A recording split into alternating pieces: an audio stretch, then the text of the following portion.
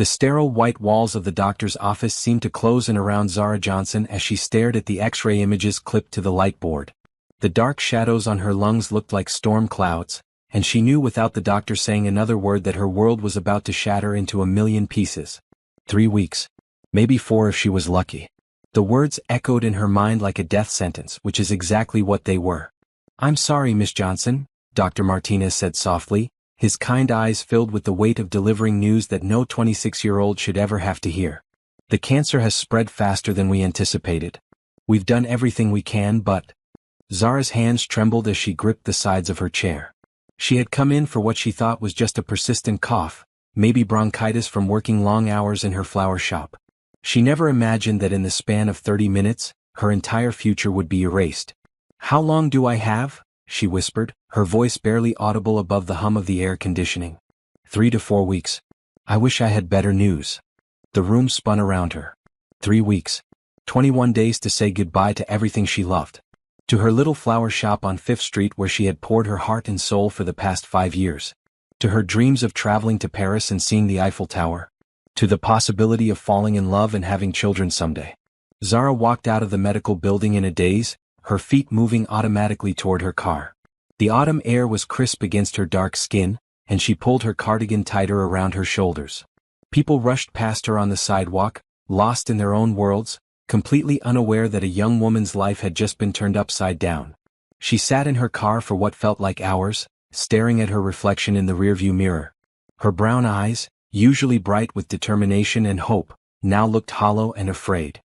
Her grandmother had always said she had the prettiest eyes, like warm honey in the sunlight. Now they just looked tired. The drive back to Petals and Promises, her flower shop, felt like the longest journey of her life. Every red light seemed to last forever, giving her more time to think about all the things she would never get to do. She had always been a fighter, ever since she was a little girl growing up with her grandmother after her parents died in a car accident.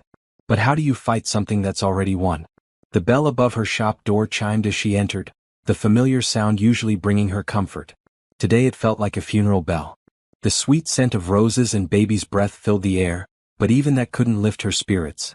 "Zara, honey, you look pale," said Mrs. Chin, her elderly neighbor who helped part-time at the shop. "Everything okay at the doctor?"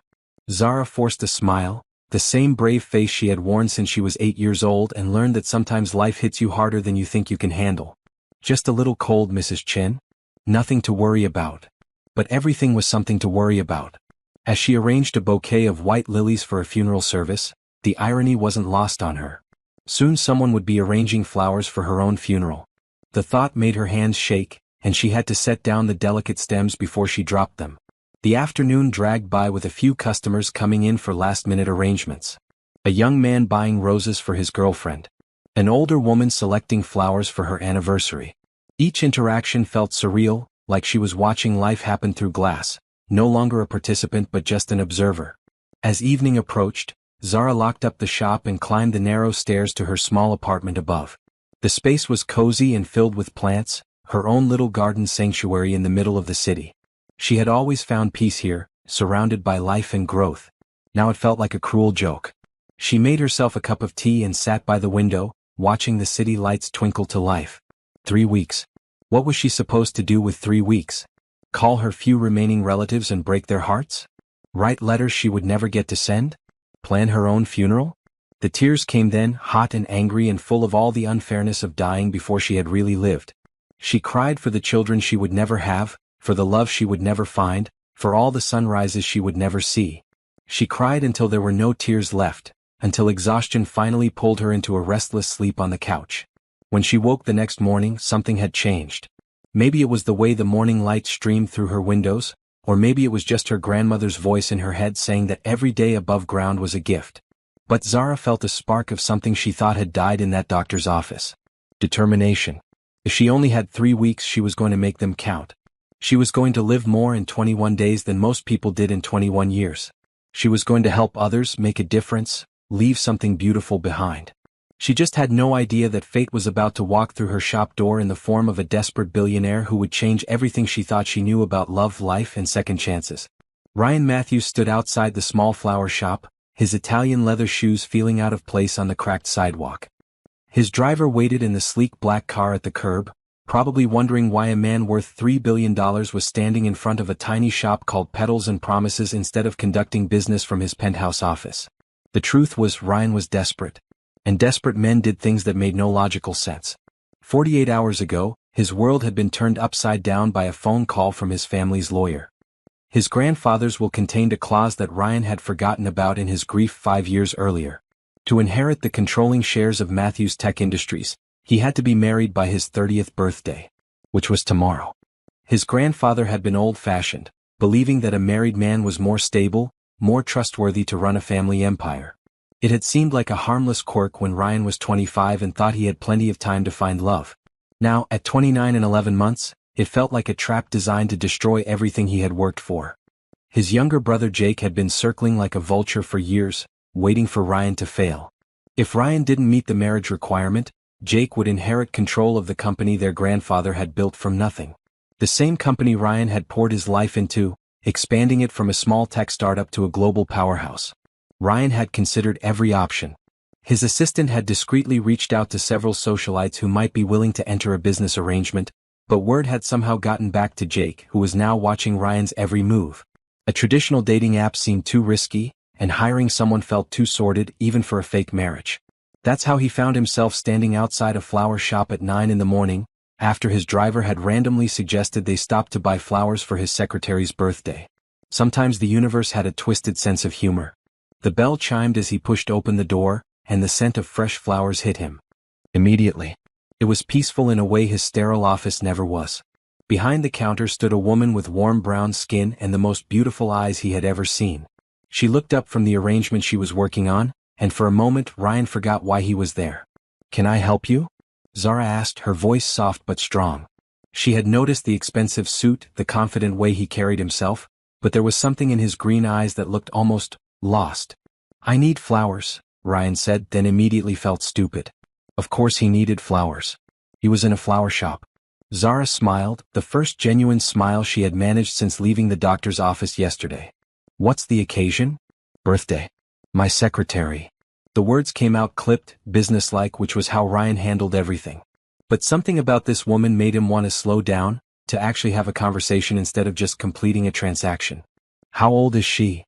Zara asked, moving around the counter to show him different arrangements. 50-something. She's been with the company for 15 years. Very professional, very.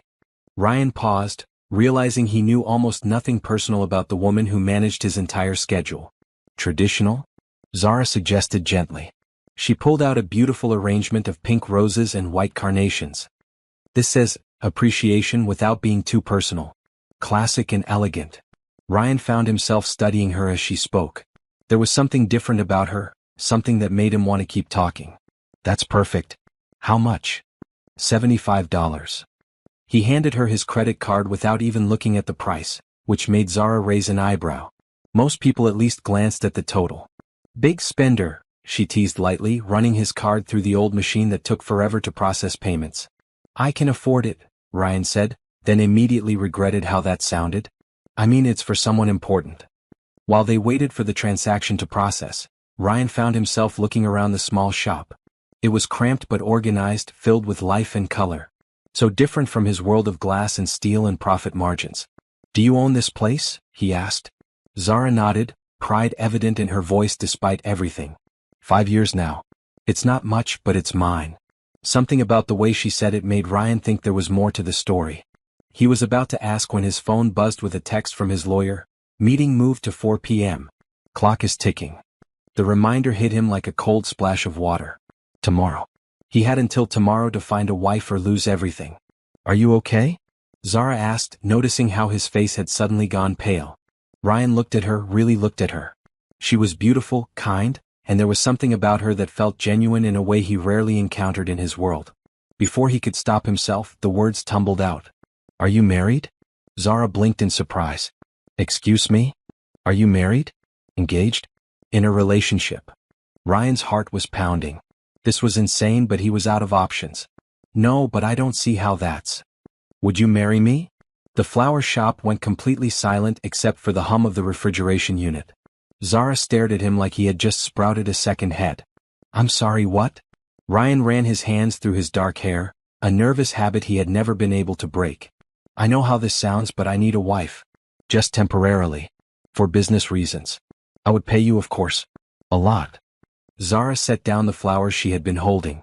Sir, I think you might need to see a doctor. Or maybe call someone to come get you. I'm not crazy, Ryan said quickly. My name is Ryan Matthews. I own Matthews Tech Industries. Maybe you've heard of it? She had. Everyone had heard of Matthews Tech. They made half the software that ran the modern world. You're that Ryan Matthews? Yes. And I need to be married by tomorrow or I lose my company. It's complicated, but the important part is that I'm willing to pay $5 million for a marriage that would only need to last a year. Zara's knees went weak. $5 million. With 3 weeks to live, she could do so much good with that money. She could donate to cancer research, help other small business owners, make sure Mrs. Chen was taken care of after she was gone. But this was insane. People didn't just propose to strangers in flower shops. Why me? She asked quietly. You could marry anyone. Actresses, models, socialites who would kill for a chance to be married to a billionaire. Ryan was quiet for a long moment. Because you asked me about my secretary's age. Because you cared about getting the flowers right for someone you've never met. Because... He paused, not sure how to explain the feeling he had gotten from the moment he walked in. Because you seem real. Zara's mind was racing. $5 million could change everything. Not for her, but for the people she could help. And what did she have to lose? She was going to die anyway. I need to think about it, she said finally. Ryan pulled out his business card and wrote his personal number on the back. I need an answer by tonight. I know it's crazy, but sometimes crazy is all we have left. After he left, Zara stared at the card in her hands. Ryan Matthews. The Ryan Matthews had just proposed to her. She looked around her little shop at the life she had built with her own hands, and made a decision that would change everything.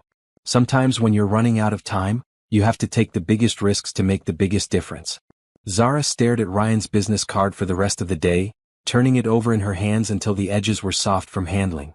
$5 million. The number seemed impossible, like something from a movie rather than real life. But then again, so did having 3 weeks to live. By closing time, she had made her decision. Not because of the money, though that would let her do incredible things in her remaining time. She had decided because of the look she had seen in Ryan's eyes. The same desperate, lost look she had seen in her own mirror yesterday morning. They were both running out of time, just in different ways. She called the number on the card at exactly 6 o'clock. Ryan Matthews. It's Zara. From the flower shop. There was silence on the other end, then a long exhale. And? We need to talk. In person. There are conditions. 20 minutes later, Ryan walked back into Petals and Promises. Zara had locked the door and flipped the sign to closed, and the shop felt different in the dim evening light. More intimate somehow. Thank you for considering this, Ryan said, his usual confidence replaced by something that looked almost like relief. I haven't said yes yet, Zara reminded him. Sit down. She had arranged 2 chairs in the small seating area where customers usually waited for custom arrangements. Ryan looked ridiculously out of place in his expensive suit, surrounded by flowers and the cozy chaos of her small business. Before we discuss anything, Zara said, I need to know why. The real reason. And don't give me some story about business requirements. I may run a flower shop, but I'm not stupid. Ryan was quiet for a long moment, his green eyes focused on his hands. When he finally spoke, his voice was softer than she had heard it before. My grandfather built Matthews Tech from nothing. He came to this country with $10 and a dream, and he created something that outlasted him. When he died 5 years ago, he left everything to me because he believed I would protect what he built. He looked up at her. My brother Jake wants to sell the company to the highest bidder. He sees it as a way to get rich quick and move on to the next thing. If I lose control because of some marriage clause I forgot about, everything my grandfather worked for dies with him. There was pain in his voice, real and raw. Zara recognized it because she had felt the same way about her own small legacy, her shop that meant everything to her. And the marriage requirement? My grandfather believed that married men made better leaders. More stable, more invested in building something that would last. It seemed reasonable when I was 25 and thought I had all the time in the world to fall in love. Zara understood about running out of time better than he knew. What exactly would this marriage involve? She asked. Ryan pulled out a folder he had brought with him. I had my lawyers draw up a basic agreement. You would be my wife legally for 1 year. We would need to appear together at a few business functions, Maintain the appearance of a real marriage for my board of directors and my brother. But it would be strictly business. Separate bedrooms, separate lives for the most part. He slid the contract across the small table. $5 million paid in full after the year is complete. Plus all expenses covered while we're married. Zara opened the folder and scanned the legal language. It was thorough and surprisingly fair. No strange clauses, no hidden requirements. Just a business transaction disguised as a marriage. I have conditions, she said finally. Name them. First, I keep my shop. I keep working, keep my independence. I'm not going to be some trophy wife who sits around your mansion all day. Agreed. Though it's a penthouse, not a mansion. Despite everything, Zara smiled. Second, we tell no one the truth. Not your friends, not mine. If we're going to do this, we do it right. A fake marriage that everyone believes is real. Ryan nodded. That was already my plan. My brother can't know this isn't genuine, or he'll find a way to challenge it. Third, Zara said, her voice getting quieter, when the year is over, we end it cleanly. No drama, no complications. We both walk away and pretend this never happened. Something flickered across Ryan's face, but he nodded. Of course. Zara took a deep breath. Then I have one more condition, and it's not negotiable. What is it? I get to plan our wedding. Ryan blinked in surprise. Our fake wedding? If we're doing this, we're doing it right. Your business associates and your brother need to believe this is real, which means we need a wedding that looks like two people who are actually in love. Leave that part to me. She stood up and walked to her desk, pulling out a piece of paper. I'll also need some basic information about you. Favorite foods, hobbies, family history. If I'm going to be your wife, even temporarily, I need to know enough about you to make it believable. Ryan watched her move around the shop, efficient and determined. There was something about her energy that drew him in, made him want to know more about the woman who had just agreed to marry a stranger. Can I ask you something? He said. Sure. Why did you say yes? Really? The money is good, but you could probably make a comfortable living with this shop. Why risk a fake marriage with someone you don't know? Zara paused in her writing, her pen hovering over the paper. For a moment, she considered telling him the truth. About the diagnosis, about having nothing left to lose because she was going to lose everything anyway. But that would complicate things, make him feel sorry for her or guilty about the arrangement. Because sometimes, she said instead, life gives you a chance to do something bigger than yourself. And sometimes you have to be brave enough to take it. Ryan studied her face, sensing there was more to the story. But everyone had their secrets, and he was grateful enough for her help that he wasn't going to push. When do we do this? Zara asked. Tomorrow afternoon. I've arranged for a judge to meet us at City Hall at 3 o'clock. That fast. My birthday is tomorrow. The will is very specific about timing. Zara nodded, trying to wrap her mind around the fact that she was getting married tomorrow to a man she had met this morning. It was insane and impulsive and everything she had never been in her careful, planned life. It was also exactly what someone with 3 weeks to live should do. I'll pick you up at 2:30, Ryan said, standing to leave. And Zara? Thank you. I know this is crazy, but you're saving everything I care about. After he left, Zara sat alone in her flower shop, surrounded by the scent of roses and the weight of the decision she had just made. Tomorrow she would become Mrs. Ryan Matthews, even if it was only pretend. She looked down at the contract in her hands and realized that for the first time since leaving the doctor's office, she was actually excited about tomorrow. Even if it was built on lies, she was about to become part of something bigger than herself. And maybe, just maybe, she could do some good along the way. Zara stood in front of her bedroom mirror, adjusting the simple white dress she had bought that morning. It wasn't a traditional wedding gown, just a knee-length dress with delicate lace sleeves, but it was beautiful in its simplicity. She had spent her morning at the salon, getting her hair styled in soft curls that framed her face, and for the first time in days she looked like herself again instead of someone waiting to die. The irony wasn't lost on her that she was getting married on what might be one of the last good days she would have. But she had made peace with the strangeness of her situation. If she was going to help Ryan save his company and make enough money to help others in her remaining time, she was going to do it right. A knock at her apartment door interrupted her thoughts. Ryan stood in the hallway wearing a perfectly tailored navy suit, holding a small bouquet of white roses. I thought you might want flowers, he said, suddenly seeming nervous.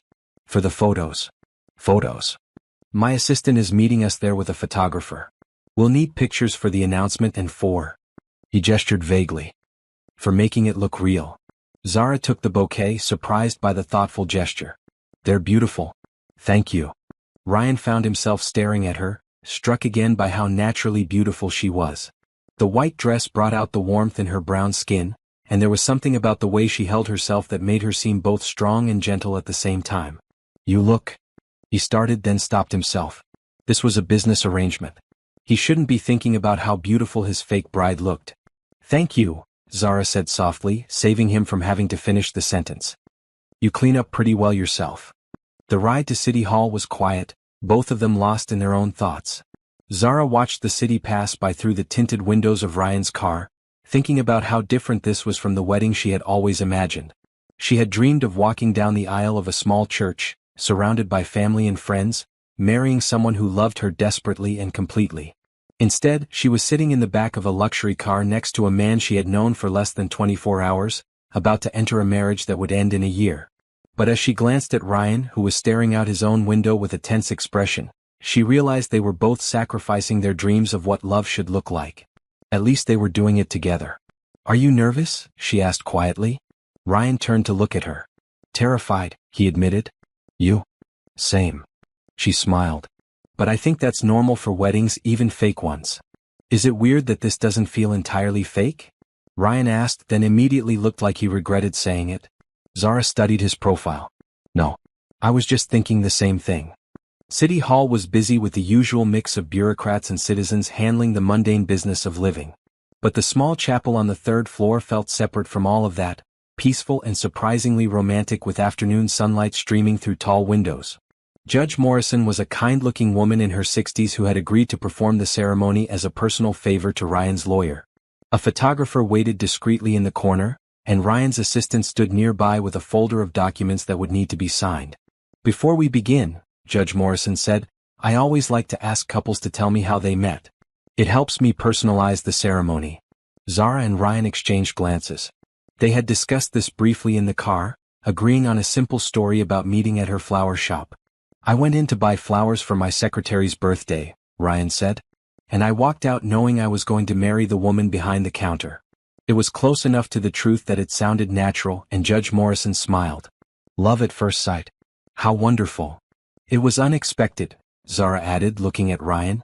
"But sometimes the best things in life are." As they stood facing each other, hands joined, Zara found herself getting lost in the moment. Ryan's hands were warm and steady, and when he looked at her, she could almost forget that this was all pretend. "Do you, Ryan Matthews, take Zara Johnson to be your lawfully wedded wife?" Judge Morrison asked. "I do," Ryan said, his voice clear and strong. But he was looking at Zara like he was making a real promise, not just reciting words for show. "Do you, Zara Johnson, take Ryan Matthews to be your lawfully wedded husband?" Zara hesitated for just a moment, thinking about all the reasons this was crazy and all the reasons it felt right. "I do." The rings they had hastily purchased that morning were simple gold bands, nothing fancy but somehow perfect for the moment. When Ryan slipped the ring onto her finger, his touch was gentle, and Zara felt something shift inside her chest. "You may kiss the bride," Judge Morrison announced. This was the part they hadn't really discussed. They both hesitated, suddenly aware that they were about to have their first kiss in front of witnesses, with cameras capturing every moment. Ryan stepped closer, his hand coming up to gently cup her cheek. "Is this okay?" he whispered, so quietly only she could hear. Zara nodded, her heart beating faster than it should for a fake kiss in a fake marriage. When his lips touched hers, soft and warm and surprisingly tender, the rest of the world seemed to disappear. It was supposed to be for show, just another part of their performance, but it felt real in a way that took her breath away. They broke apart slowly, both looking slightly stunned by what had just happened. "Congratulations, Mr. and Mrs. Matthews," Judge Morrison said, beaming at them. "You may now sign the marriage certificate." The next few minutes passed in a blur of signatures and photographs. The photographer captured them signing documents, sharing another brief kiss, and standing together with their arms around each other. To anyone looking at the pictures later, they would look like a couple genuinely in love. Maybe that was because, for those few moments, they almost were. As they left City Hall, officially married, Zara felt like she was living in a dream. The afternoon sun was warm on her face, and she was wearing a wedding ring that caught the light every time she moved her hand. "So," Ryan said as they reached his car, "I guess we're married now." "I guess we are." Zara looked down at her ring, then back at him. "What happens now?" "Now we go home," Ryan said. "To our home. I had your things moved to the penthouse this afternoon." I hope that's okay. The reality of their situation hit her then. She was married to a stranger and about to move into his home, all while hiding the fact that she was dying. It should have been terrifying. Instead, as Ryan opened the car door for her and she saw something that looked almost like affection in his eyes, Zara felt something she hadn't felt since leaving the doctor's office 2 days ago. Oh, maybe the next few weeks wouldn't just be about dying. Maybe they would be about living, really living for the first time in her life. Even if it was all built on pretense, even if it couldn't last, maybe she could find something real in the middle of all the lies. As they drove toward their new life together, Zara twisted her wedding ring around her finger and allowed herself to believe, just for a moment, that fairy tales could come true. Even for someone who was running out of time. Ryan's penthouse occupied the entire top floor of a downtown high-rise, with floor-to-ceiling windows that offered a breathtaking view of the city. But as Zara walked through the space for the first time as his wife, all she could think about was how empty it felt despite its size. The furniture was expensive and perfectly arranged, the art on the walls was museum quality, and everything was immaculately clean. It looked like a magazine spread rather than a home where someone actually lived. The guest room is down the hall, Ryan said, carrying her single suitcase. I had some flowers delivered to make it feel more welcoming. Zara followed him through the long hallway, noting how their footsteps echoed on the marble floors. The guest room was larger than her entire apartment, with its own bathroom and a sitting area by the windows. Someone had indeed filled it with fresh flowers, and the sight of familiar blooms made her smile. This is beautiful, she said honestly. But you didn't have to go to so much trouble. It's important that you're comfortable here, Ryan replied, setting down her suitcase. This arrangement only works if it doesn't feel like a prison. There was something in his voice that made Zara look at him more closely. Does it feel like a prison to you? Living here? Ryan was quiet for a moment, looking around the expensive room that suddenly felt cold despite all its luxury. Sometimes, he admitted. I bought this place because it was what successful people were supposed to want. But I've never really felt at home here. Where did you feel at home? My grandfather's house.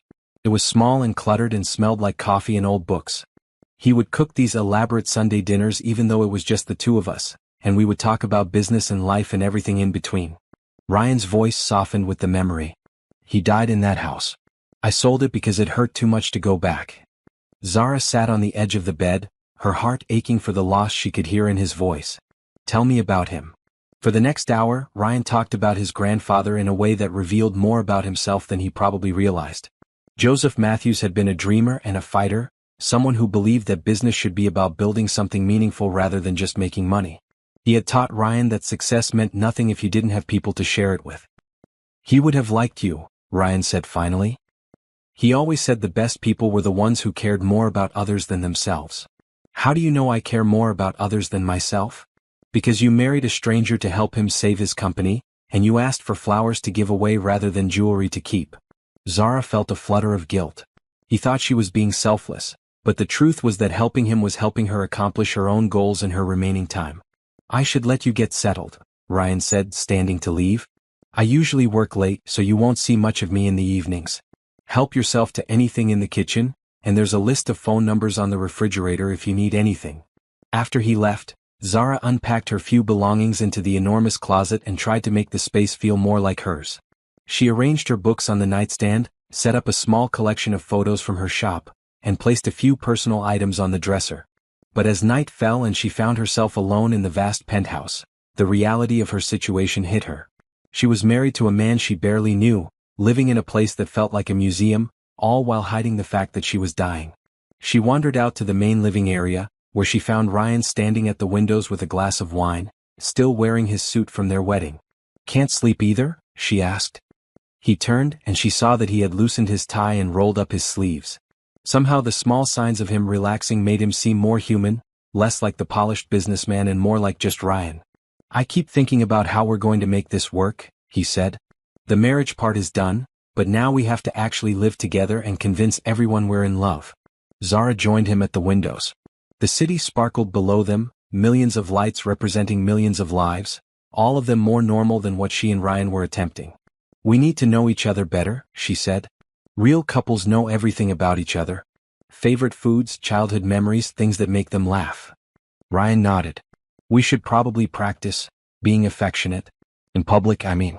If we're going to convince my board and my brother that this is real. The idea of practicing being in love should have felt clinical and strange.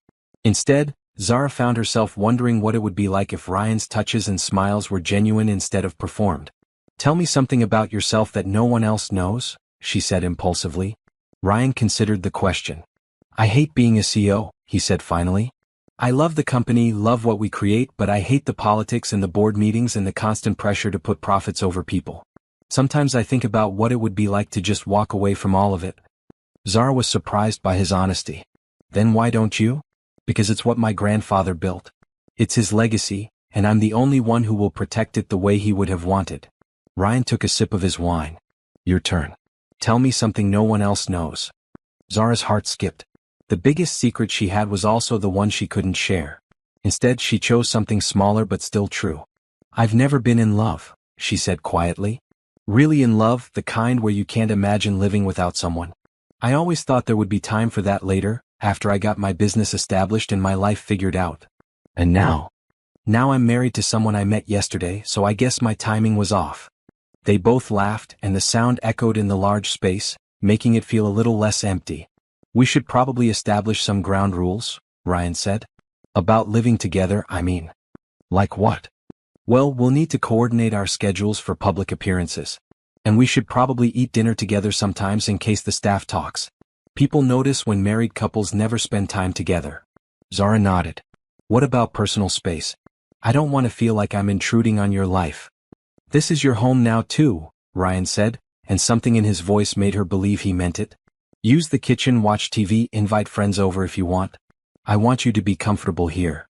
"I don't really have many friends to invite over," Zara admitted.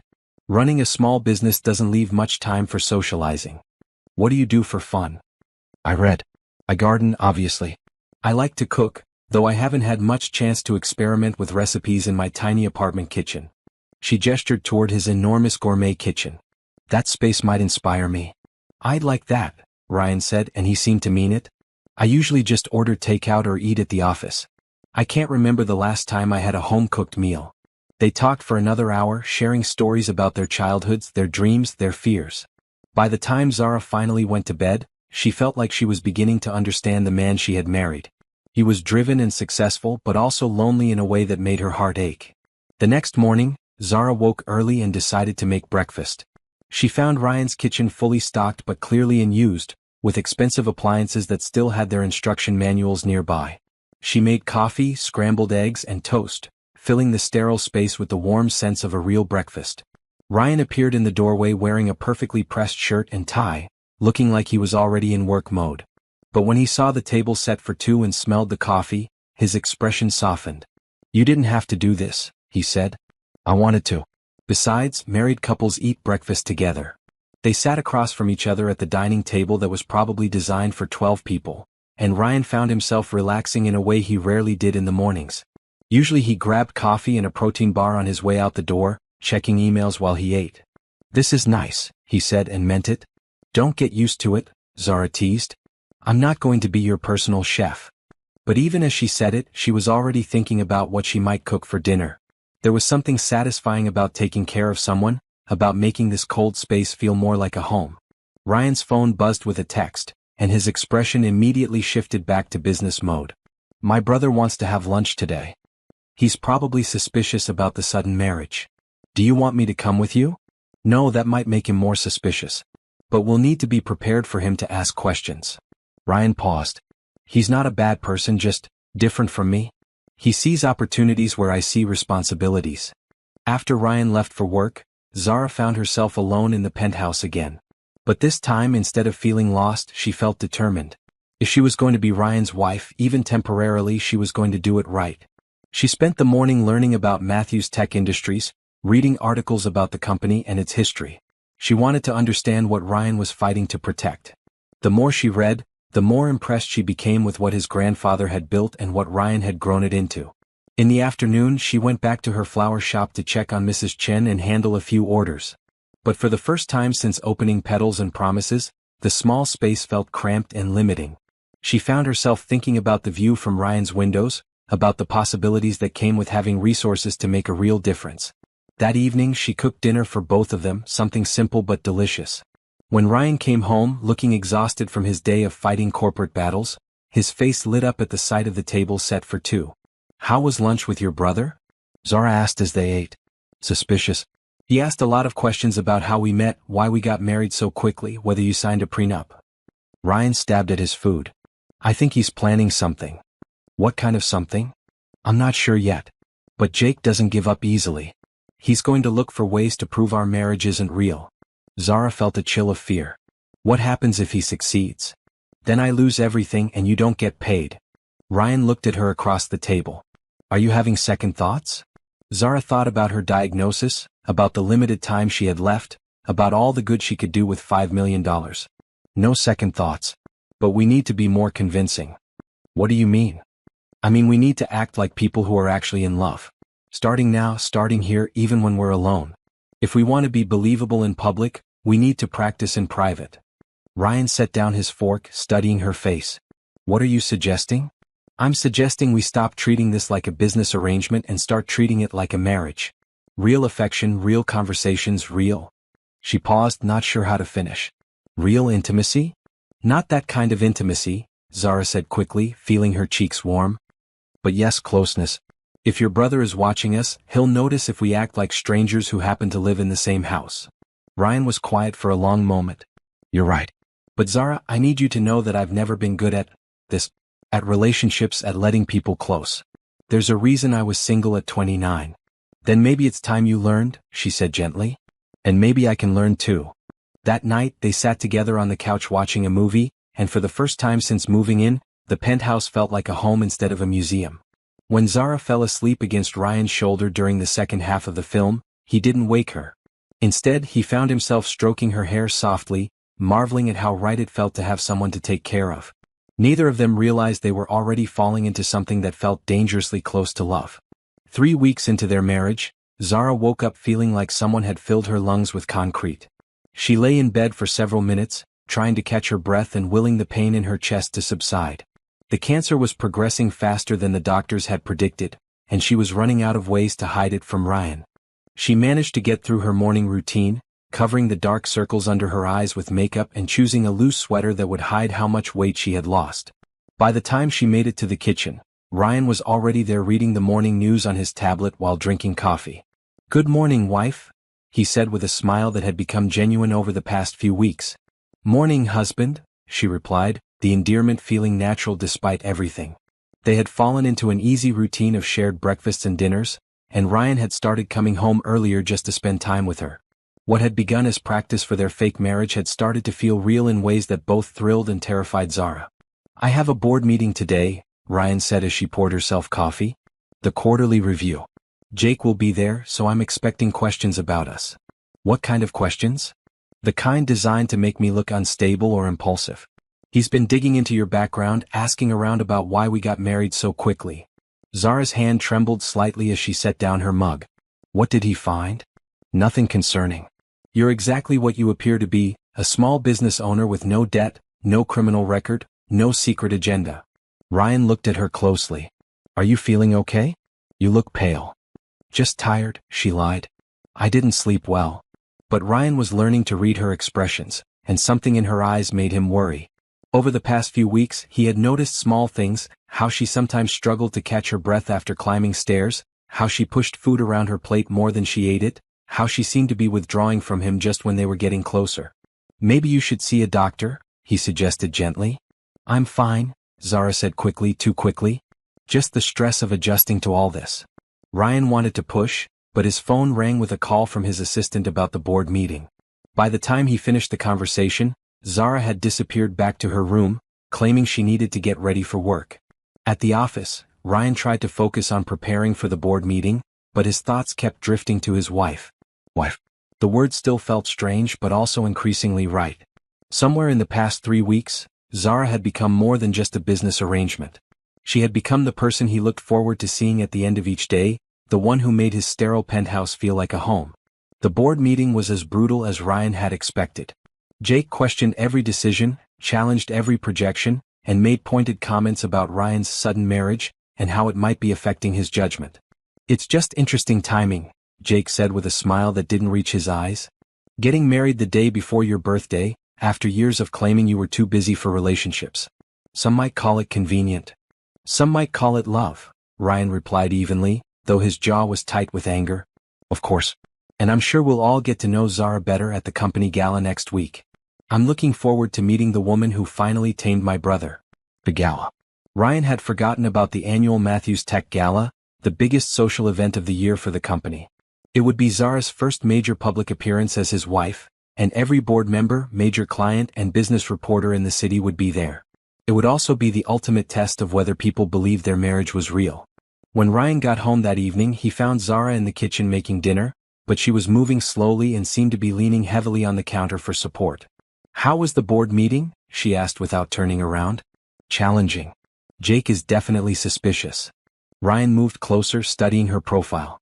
"Zara, are you sure you're feeling all right? You seem tired lately." "I told you I'm fine." But as she said it, she swayed slightly, and Ryan quickly reached out to steady her. "You're not fine," he said firmly. "You need to see a doctor." "No," Zara said, her voice sharper than she intended. "I don't need a doctor. I just need you to stop hovering." Ryan stepped back, hurt by her tone. "I'm not hovering. I'm concerned about my wife." "Your fake wife," Zara snapped, then immediately regretted it when she saw the pain flash across his face. "Is that really how you see this? How you see us?" Ryan's voice was quiet, but she could hear the hurt underneath. Zara closed her eyes, hating herself for hurting him but knowing she couldn't explain the truth. How could she tell him that she was dying, that every day they grew closer was another day that would make losing her harder for him? "I see this as what it is," she said carefully. "A business arrangement with an expiration date." "Right," Ryan said after a long moment. "A business arrangement. I forgot." He turned to leave, but Zara called after him. "Ryan, wait. I didn't mean." "Actually, you did mean it," he said without turning around. "And maybe that's good. Maybe I was starting to forget what this really is." That night, they ate dinner in silence, the easy intimacy of the past few weeks replaced by a wall that neither of them knew how to tear down. Ryan went to bed early, claiming he had work to do, and Zara sat alone in the living room wondering how everything had gone wrong so quickly. The truth was she was falling in love with him. Really, truly, desperately in love in a way she had never experienced before. And that made everything infinitely worse because loving Ryan meant hurting him when she died. It meant leaving him with questions and guilt and the memory of a wife who had lied to him about everything that mattered. The next morning, Ryan was already gone when Zara woke up, and he didn't come home for dinner. When she called his office, his assistant said he was working late on a project. But Zara suspected he was avoiding her and she couldn't blame him. This continued for several days, with Ryan leaving early and coming home after Zara was already asleep. The penthouse felt cold and empty again, and Zara realized how much life Ryan had brought to the space just by being present. On Thursday evening, Zara was sitting in the living room when she heard Ryan's key in the door. She had been hoping he would come home early so they could talk, but when he walked in, his expression was distant and professional. "We need to discuss the gala on Saturday," he said without preamble. "My assistant will send you details about the dress code and schedule. We'll need to arrive together and stay together for most of the evening. Ryan, can we please talk about what happened the other night?" "There's nothing to talk about. You were right, this is a business arrangement and I lost sight of that for a while. It won't happen again." His words hit her like a physical blow. "So that's it? We just go back to being strangers." "We were always strangers, Zara. We just got confused because we were playing house." After he disappeared into his office, Zara sat alone in the dark living room and cried for everything she was losing. Not just her life but the possibility of love, the chance to be truly happy with someone who understood her. She was so lost in her grief that she didn't notice the onset of another coughing fit until she was gasping for air. This one was worse than the others, lasting several minutes and leaving her weak and shaking. When she finally caught her breath, she looked down and saw drops of blood on her white shirt. Time was running out faster than she had hoped, and she hadn't accomplished anything she had set out to do. She hadn't helped anyone, hadn't made a difference, hadn't even managed to make her fake marriage convincing enough to help Ryan. All she had done was fall in love with a man she was going to leave behind.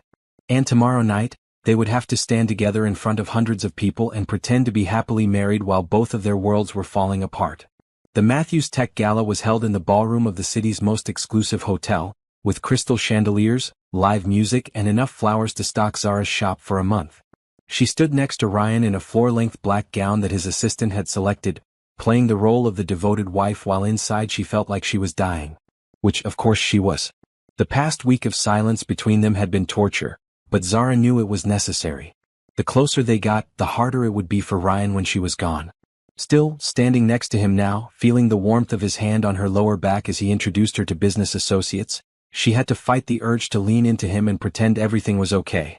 "And this is my wife, Zara," Ryan said to a group of board members, his voice warm and proud despite the tension between them.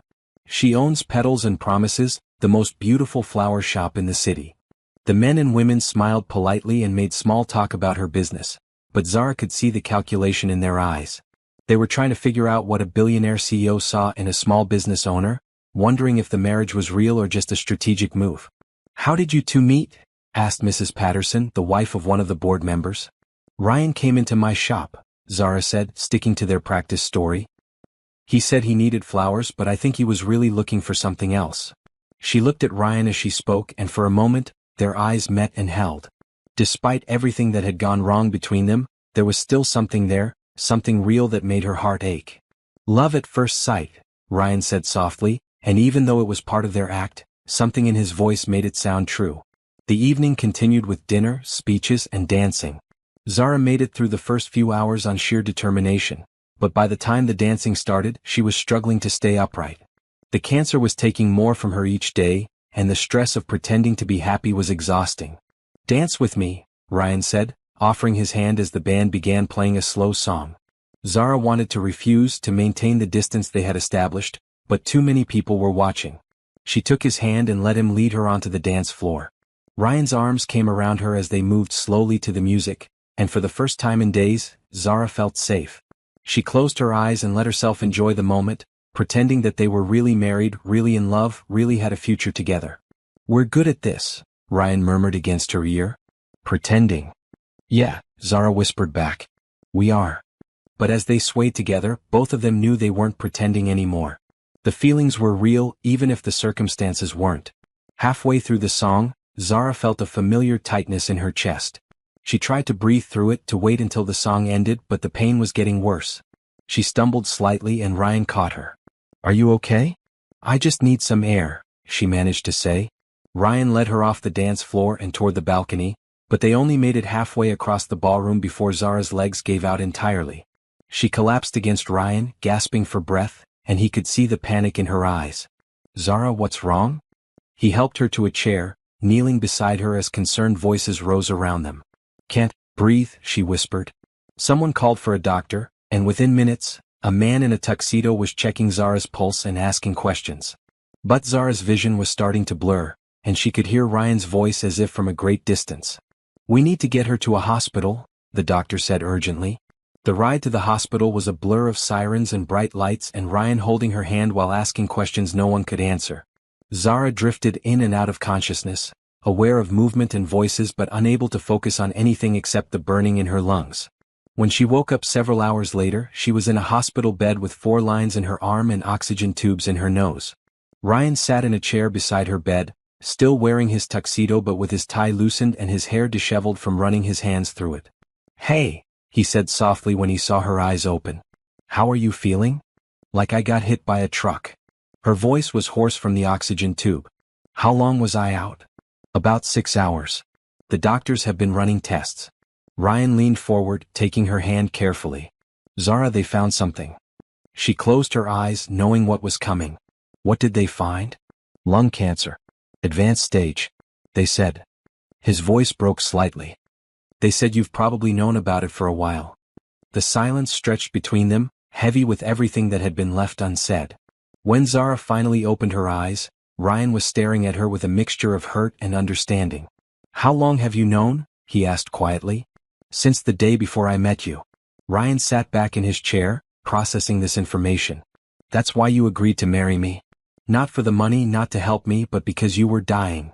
"Ryan, How long do you have?" Zara's eyes filled with tears. "They said 3 to 4 weeks. That was a month ago." "A month ago?" Ryan's voice was flat, emotionless. "So you've been lying to me this entire time." "I didn't know how to tell you." "You didn't know how to tell your husband that you were dying?" The hurt in his voice was devastating. "We've been sharing meals, sharing our lives, sharing." He stood up abruptly, pacing to the window. God, Zara, I've been falling in love with you, and you've been dying this whole time. That's exactly why I couldn't tell you, Zara said, tears streaming down her face. Because I knew it would hurt you and I didn't want to leave you with that pain. So instead you decided to leave me with the pain of being lied to by the person I trusted most in the world? Ryan turned to face her, and she could see that his eyes were red with unshed tears. Do you have any idea what it was like sitting in that waiting room thinking I might lose you, only to find out that I was going to lose you anyway and you just hadn't bothered to mention it? I'm sorry, Zara whispered. I'm so sorry, Ryan. I never meant for it to happen this way. What way? What exactly did you mean to happen? I meant to help you save your company and then disappear quietly. I meant to use the money to help other people before I died. I meant for it to stay business. She looked at him through her tears. I never meant to fall in love with you. The admission hung in the air between them, raw and painful and true. Well, congratulations, Ryan said bitterly. Mission accomplished. You helped me save my company, you fell in love, and now you get to disappear. The only difference is that now I know you're not just leaving, you're dying. Ryan, please? No, he said, holding up his hand. I can't do this right now. I can't sit here and watch you die knowing that you've been lying to me about it for weeks. He moved toward the door, then stopped. The doctor said you could go home tomorrow if you want. I'll have my driver take you wherever you need to go. Where am I supposed to go? The penthouse is my home. Is it? Ryan asked. Because homes are built on honesty and we don't seem to have much of that. After he left, Zara lay in the hospital bed staring at the ceiling and wondering how everything had gone so wrong. She had tried to protect him from the pain of losing her, but instead she had caused him the pain of being betrayed by her. The worst part was that she understood his anger. If their situations were reversed, if he had been keeping such a devastating secret from her, she would have felt just as hurt and betrayed. But understanding didn't make it hurt any less. As she closed her eyes and tried to sleep, Zara realized that she might have found love just in time to lose everything else, including the man who had become her whole world in the space of a few weeks. Zara spent 2 more days in the hospital, and Ryan didn't visit once. His assistant came by to bring her personal items and to inform her that Ryan had moved her belongings back to her apartment above the flower shop.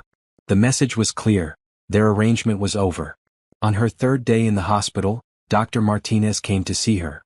He was the same doctor who had given her the original diagnosis, and his face was grave as he reviewed her chart. The episode at the gala was caused by fluid buildup in your lungs, he explained gently. It's a sign that the cancer is progressing rapidly. I'm afraid we need to discuss more aggressive comfort measures. How much time do I have? Zara asked, though she wasn't sure she wanted to know. Days, maybe a week or 2 if we can manage the symptoms. He sat down beside her bed. I'm sorry, Zara. I wish we had better options. After he left, Zara stared out the hospital window at the city below. Somewhere out there, Ryan was going on with his life, probably relieved to be free of a dying wife who had lied to him. She couldn't blame him for hating her, but the thought of dying alone, without even the chance to say goodbye properly, was almost unbearable. Mrs. Chun came to visit that afternoon, bringing flowers from the shop and worried questions about Zara's health. The handsome husband hasn't been to see you? She asked, arranging roses in a vase by the window. We had a fight, Zara said, which was the understatement of the century. All married couples fight. He'll come around. But Zara knew better. Ryan wasn't just angry about a fight, he was hurt in a way that couldn't be easily fixed. She had broken something fundamental between them, and now she was going to die before she could make it right. When the hospital discharged her the next day, Zara took a taxi back to her apartment above the flower shop. The space felt impossibly small after weeks of living in Ryan's penthouse, and climbing the stairs left her breathless and exhausted. Her belongings were neatly packed in boxes, as if someone had taken great care not to damage anything. She wondered if Ryan had done it himself or if he had hired someone, and the thought of him handling her things, maybe touching the books she loved or the photos that mattered to her, made her chest ache with something that had nothing to do with cancer. The next few days passed in a haze of weakness and regret. Zara tried to work in the shop, but she could barely stand for more than a few minutes at a time. Mrs. Chen took over most of the duties, fussing over Zara and bringing her soup that she was too tired to eat. You need to call that husband of yours, Mrs. Chen said on the 4th day. Whatever you fought about, it's not worth this. If only it were that simple. Zara had picked up the phone 100 times to call Ryan, but what was she supposed to say? That she was sorry for lying? That she loved him? That she was dying and wanted to see him one more time before the end? None of those things would make the hurt go away, and all of them would just make everything harder. Meanwhile, Ryan was throwing himself into work with a single-minded intensity that worried everyone around him. He stayed at the office until midnight, came in on weekends, and pushed forward on projects with an almost manic energy that his employees had never seen before. "You need to go home," his assistant told him on Friday evening when she found him still at his desk at 10 o'clock. "I am home," Ryan said without looking up from his computer. "No, you're at the office. Home is where your wife is." Ryan's hands stilled on the keyboard. "My wife lied to me about dying. I'm not sure that qualifies as a home anymore." His assistant, a woman named Patricia who had worked for the Matthews family for 20 years, sat down across from his desk. "My husband lied to me once," she said quietly. "About losing his job. He was too proud to tell me he'd been fired, so he pretended to go to work every day for 3 months while he looked for something new." Ryan looked up. "That's hardly the same thing. Isn't it? He was afraid of disappointing me, afraid of looking like a failure, so he kept a secret that ate him alive. Just like your wife was probably afraid of hurting you, so she kept a secret that's eating her alive. She's dying, Patricia. She's actually dying, and she didn't think I deserved to know. She's dying, and she married you anyway. She made your home feel like a home, she supported you through business challenges, she fell in love with you knowing she was going to leave. Maybe ask yourself why someone would do that." After Patricia left, Ryan sat alone in his office thinking about her words. He had been so focused on his own hurt that he hadn't considered what it must have been like for Zara. To know she was dying, to meet someone she could love, and to have to choose between honesty and protection. But even as he began to understand her reasoning, the betrayal still stung. They could have had more time together if she had been honest from the beginning. He could have helped her, supported her, made her last weeks better instead of pretending their relationship was just business. Now it was too late for any of that. Or was it? On Saturday morning, Ryan found himself driving toward Zara's flower shop without really deciding to go there. He parked across the street and sat in his car, watching the small storefront where he had first met the woman who would become his wife. Through the window, he could see Mrs. Chen arranging flowers, but there was no sign of Zara. After an hour of waiting, he finally got out of the car and walked across the street. "She's upstairs," Mrs. Chen said before he could ask. "Resting. She gets tired easily now." "How is she?" Ryan asked quietly. Mrs. Chen's expression was sad but kind. "Not good. She needs her husband." Ryan climbed the narrow stairs to Zara's apartment, his heart pounding with every step. He knocked softly on the door, and after a long moment, it opened. Zara stood in the doorway wearing a loose sweater and pajama pants, and Ryan was shocked by how much weight she had lost in just a week. Her beautiful brown skin had a grayish tinge, and her eyes were dull with exhaustion and pain. But when she saw him, they lit up with something that looked like hope. "Ryan," she whispered. "You came." "I came," he said simply. They stood there looking at each other, two people who had found love in the most impossible circumstances and then lost it just as quickly. "Can we talk?" Ryan asked. Zara stepped aside to let him in, and as he entered her small apartment, Ryan realized that this felt more like home than his penthouse ever had. It was cluttered and cozy and filled with life, even in the shadow of death. "I'm sorry," Zara said as soon as the door closed. "I'm so sorry for lying to you, for not telling you the truth from the beginning. I know you must hate me." "I don't hate you," Ryan said quietly. "I'm hurt and I'm angry, but I don't hate you. I think I love you too much to hate you." Zara's eyes filled with tears. "You love me?" "I love you," he confirmed. "Which is why this hurts so much. We could have had more time, Zara. Real time, honest time. Instead, we wasted weeks pretending it was fake when we both knew it was real. I was trying to protect you." "I know. But you don't get to make that choice for me. If I'm going to lose you, I want to really have you first. All of you, including the hard parts." They stood facing each other in her small living room, and Ryan could see that she was struggling to stay upright. Without thinking, he stepped forward and pulled her into his arms, holding her carefully as if she might break. "How much time do we have?" he whispered against her hair. "Not much," Zara admitted. "Maybe days." Ryan closed his eyes, trying to absorb the reality of what she was telling him. The woman he loved was dying, and there was nothing he could do to stop it. But maybe there was something he could do to make the time they had left matter. "Come home with me," he said. "Let me take care of you." "Ryan, I can't ask you to do that. To watch me die." "You're not asking. I'm offering. And I'm not asking you to be my fake wife anymore." He pulled back to look at her face.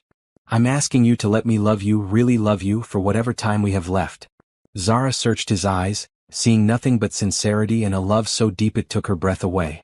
For the first time since her diagnosis, she wasn't facing the end alone. "Okay," she whispered. "Let's go home."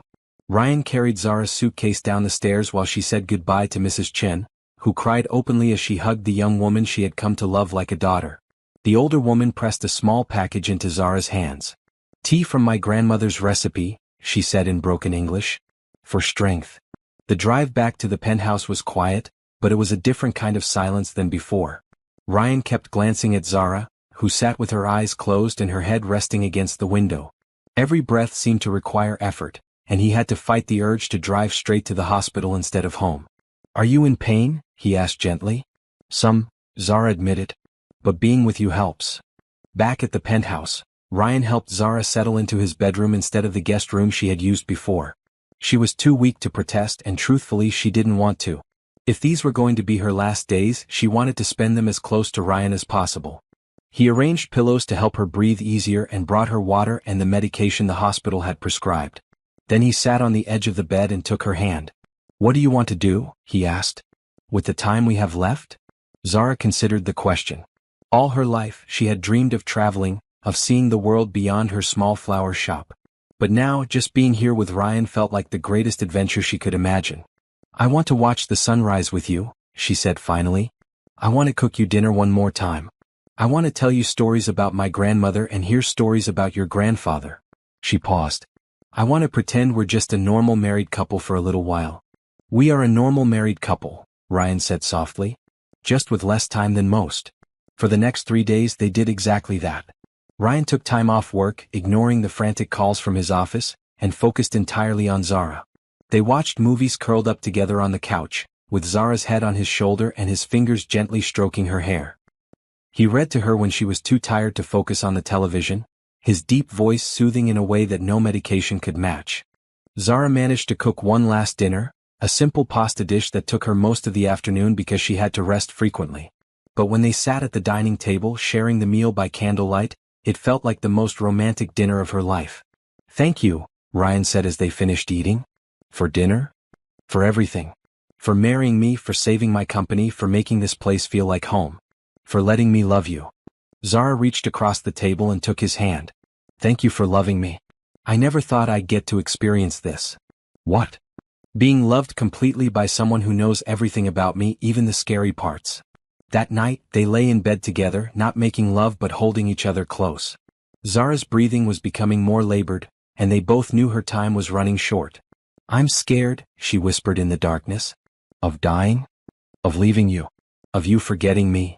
Ryan tightened his arms around her. "I could never forget you. You changed my entire life in a matter of weeks." "Promise me something," Zara said. "Anything. Promise me you'll find love again. Real love, with someone who can give you the future you deserve." "Zara? Promise me," she insisted. "I can't bear the thought of you being alone forever because of me." "I promise," Ryan said, though the words felt like lies. He couldn't imagine loving anyone the way he loved her. On the 4th morning, Zara didn't wake up at her usual time. Ryan found her still sleeping at noon, her breathing shallow and irregular. When he tried to wake her, she opened her eyes but seemed confused about where she was. "I think we need to call the doctor," Ryan said gently. Dr. Martinez came to the penthouse within an hour, bringing a nurse and equipment to make Zara more comfortable. After examining her, he pulled Ryan aside. "It's time," he said quietly. "Probably hours, not days." Ryan felt like someone had punched him in the stomach. Even though he had known this moment was coming, he wasn't ready for it. He spent the afternoon sitting beside Zara, holding her hand and talking to her even when she didn't seem to hear him. He told her about his plans for the company, about the good they would do in her memory. He told her about the first moment he saw her in the flower shop, how something about her had made him forget why he was there. As evening approached, Zara seemed to rally slightly. Her eyes focused on his face and she smiled. "Hi," she whispered. "Hi yourself," Ryan said, forcing his voice to stay steady. "I love you," she said clearly. "I need you to know that this wasn't fake. Not any of it." "I know," Ryan replied. "I love you too. Take care of Mrs. Chen for me? And the shop." "I promise." Zara closed her eyes and Ryan thought she had fallen asleep again. But then she spoke one more time, her voice barely audible. Thank you for the best weeks of my life. Those were her last words. She died peacefully an hour later, with Ryan holding her hand and telling her how much she meant to him. But as the doctor was making the official pronouncement of death, something extraordinary happened. Zara's phone, which had been silent on the nightstand, suddenly rang. Ryan almost ignored it, but something made him answer. "Is this Zara Matthews?" asked an unfamiliar voice. "This is her husband," Ryan said numbly. "Mr. Matthews, this is Dr. Sarah Chen from the National Cancer Research Center. I'm calling with incredible news about your wife's case. We've been reviewing her files as part of a new experimental treatment study, and we believe she might be eligible for a groundbreaking therapy that's showing remarkable results." Ryan's heart stopped. "I'm sorry, what?" "The treatment has only been available for 2 weeks, but we've seen complete remission in cases similar to your wife's. If she can get here within the next few hours, we might be able to save her life." Ryan looked at Zara's still form on the bed, at the peaceful expression on her face. The doctor had already pronounced her dead. But something about the timing of this call, the impossibility of it, made him act on pure instinct. "We'll be right there," he said. What happened next defied every medical explanation. Whether it was the experimental treatment, the power of love, or simply a miracle that science couldn't explain, Zara's heart started beating again as they arrived at the research center. She woke up 3 days later in a hospital bed, looking around in confusion at the unfamiliar room. "Where am I?" she asked weakly. Ryan, who had barely left her side since the miracle, took her hand carefully.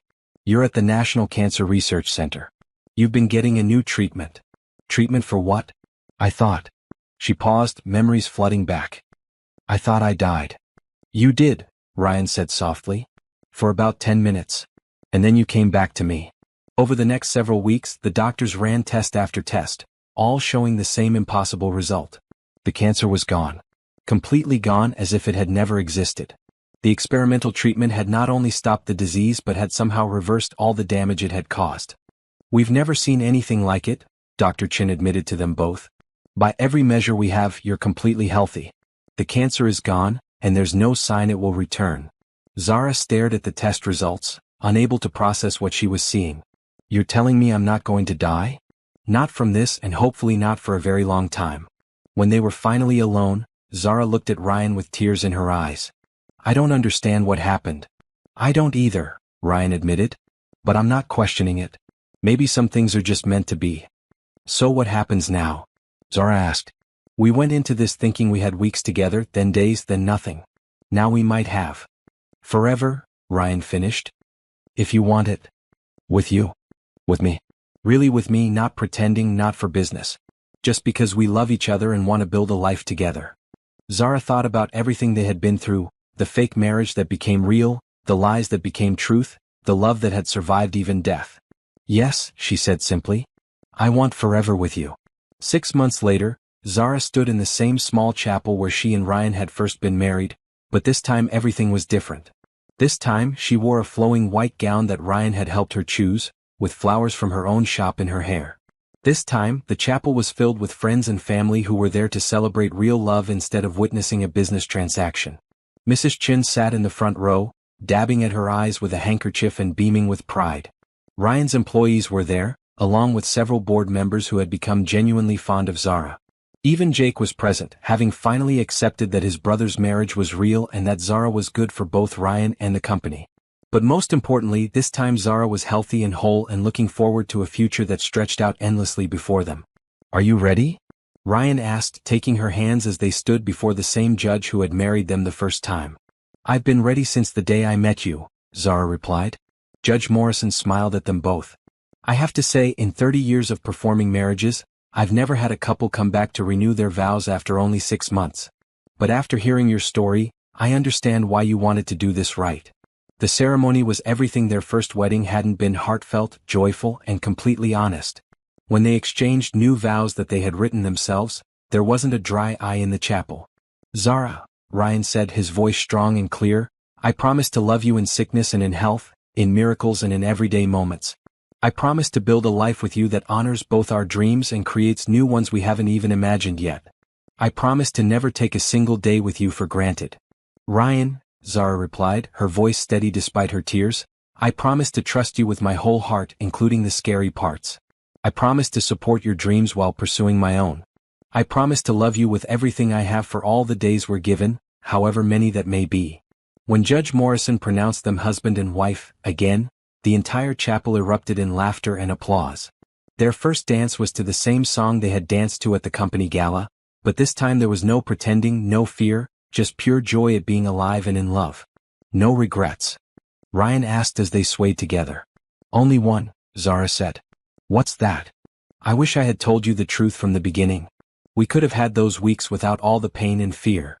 But then we might not have learned how precious this is," Ryan pointed out. "Maybe we needed to almost lose each other to really appreciate what we have." Over the past 6 months, they had indeed learned to appreciate every moment. Zara had expanded her flower shop into 3 locations, with Ryan's business expertise helping her grow while keeping the personal touch that made her business special. Ryan had restructured Matthew's tech to focus more on innovative projects that could help people, rather than just maximizing profits. Together, they had started a foundation that funded cancer research and provided support for small businesses owned by women. It was their way of honoring both the disease that had brought them together and the dreams that kept them moving forward. "I have something for you," Ryan said as the reception wound down. He led her outside to the hotel's garden, where he had arranged for a small surprise. Hundreds of twinkling lights had been strung through the trees, and in the center of the garden was a small greenhouse filled with the most beautiful flowers Zara had ever seen. "Ryan, what is this?" "Your new workshop," he said. "I thought you might like a place to create arrangements for special occasions. Weddings, anniversaries, celebrations of life." Zara walked through the greenhouse, touching the exotic blooms and breathing in the sweet scents. It was more beautiful than anything she had ever dreamed of. "And there's one more thing," Ryan said nervously. He reached into his jacket pocket and pulled out a small box. Inside was not a ring but a key. "What's this for?" "The house I bought for us. It's not a penthouse, it's not a tiny apartment above a shop. It's just a home where we can build our life together." Zara looked at the key, then at Ryan, then back at the key. After months of living between his penthouse and her apartment, the idea of a space that was truly theirs felt like the most romantic gift imaginable. "Where is it?" "About an hour outside the city. It has a big kitchen for you to cook in, a library for me to work in, and gardens where we can grow old together." "Gardens?" "Plural. I thought you might want to expand beyond flowers. Maybe vegetables, herbs, whatever makes you happy." Zara threw her arms around Ryan's neck, laughing and crying at the same time. "I love you so much." "I love you too, Mrs. Matthews." The real Mrs. Matthews this time. As they stood in the garden surrounded by flowers and lights and the promise of tomorrow, Zara thought about how different her life was from what she had planned. She had expected to die alone and unknown, having made only a small impact on the world. Instead, she was alive and in love and married to a man who saw her dreams as clearly as she did. Together, they would build something bigger than either of them could create alone. "What are you thinking about?" Ryan asked, noticing her distant expression. "I'm thinking about how wrong I was," Zara said. "About what?" "I thought my story was ending when I got that diagnosis. But it wasn't ending at all. It was just beginning." Ryan kissed her then, soft and sweet and full of all the tomorrows they would share. When they broke apart, Zara could see their entire future reflected in his eyes, children playing in the gardens, anniversaries celebrated with flowers from her greenhouse, growing old together in the house he had bought for them. It wasn't the life she had planned, but it was better than anything she had ever dared to dream. And it was theirs, built on a foundation of love that had survived lies, distance, and even death itself. As they walked back toward the reception, hand in hand, Zara realized that sometimes the most beautiful love stories are the ones that begin with the most impossible circumstances. Sometimes you have to lose everything to find out what really matters. And sometimes, if you're very lucky, love really can conquer everything, even time itself. They had started as strangers entering a fake marriage, but they were ending as soulmates beginning a real life together. It was, Zara thought as she looked at her husband, the most beautiful story she had ever been part of. And the best part was that it was just the beginning.